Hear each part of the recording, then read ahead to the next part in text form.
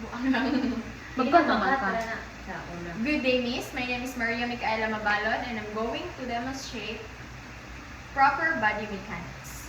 Proper body mechanics is the coordinated use of body parts to produce motion, maintain equilibrium in relation to skeletal, muscular, or visceral system under neurologic association. Good alignment. First, head is erect, shoulder and chest are high, normal spinal curve and body and proper balance. Feet are at right angle with lower legs and facing straight forward. Good alignment of feet in relation to the ankle is essential for good balance not only when standing or walking but in all positions. Maintaining good posture. Feet are flat on the floor and head is held erect as comfort allows. Sit well back in the chair with trunk of body in the same position as when standing. If chair is too deep to fit the body, a firm cushion in the back is used.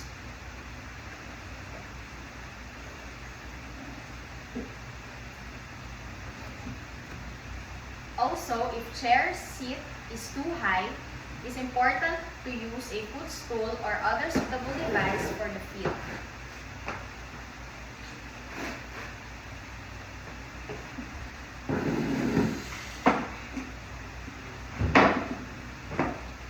When walking, move in good rhythm, shifting the body weight with each step forward.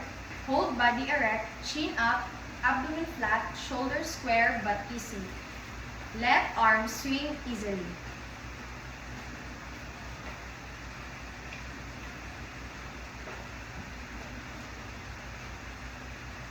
Protective position for action. Sometimes when more strenuous activities are required, there is method of standing that helps to protect the organs of the abdomen. This is how the abdominal muscles are pulled in and upward, while at the same time, the muscles of the buttocks are squeezed together downward. Get the feeling that you are standing tall, stretching yourself upward at waist. Some people practice this and make it a habit. They find it extremely beneficial. Good alignment when stooping. Place your feet with one foot advanced, lower your body, deflex hip and knee joint, and keep your trunk in upright position.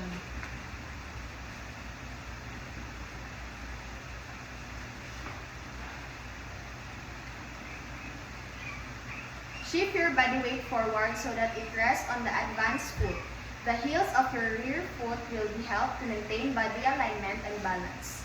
This relieves the tension on the tendons on the rear foot and helps to maintain body alignment balance.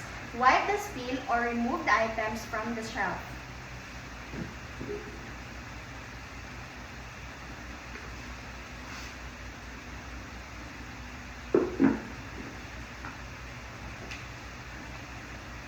Raise your body to standing position by extending the hips and knee joints while keeping your body aligned and balanced. You should be able to feel your feet heavy thigh muscle work as you rise to the standing position.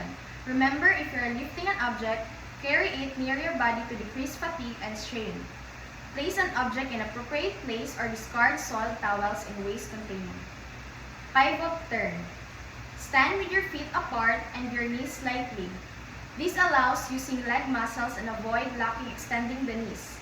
Stabilize or set the trap and pelvic muscles to make it easier to turn the body as a single unit. Stabilize or set the thigh and leg muscles to prepare muscle for action. Shift your weight to the ball of each foot. This will allow the heel to lift very slightly, making the turn easier. Pivot or make a rotating turn of 90 degrees on the ball of your feet on the direction you wish to turn. Move as a single unit using smooth coordinated movement to prevent twisting of the trunk. When the turn is completed, distribute your weight equally and evenly on each foot. This provided a stable base of support and balance for further movement.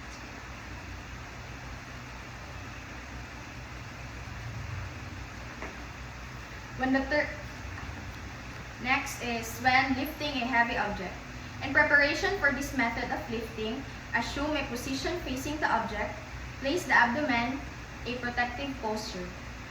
Position feet wide apart for a wide base and good balance. Keep back straight. Flex knees to the extent necessary to lower body for action. Keeping back straight, flex arms with under object. Bring object to your body as lifting begins. Set the muscles of thighs and raise your body to necessary level to place object where you want it.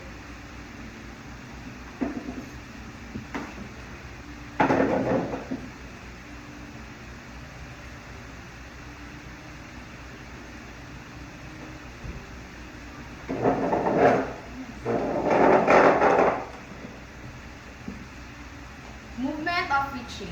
Start with basic position and stable base of support. Check your alignment. Stand on a footstool to raise your height and to decrease distance of reach. Spread your feet apart, broaden your base, and provide better lateral stability. Advance one foot in direction of the reach. Reach in front of you rather than directly overhead to remove the object. Stabilize your body by setting your muscles. Lower the object with smooth, coordinated movements. Step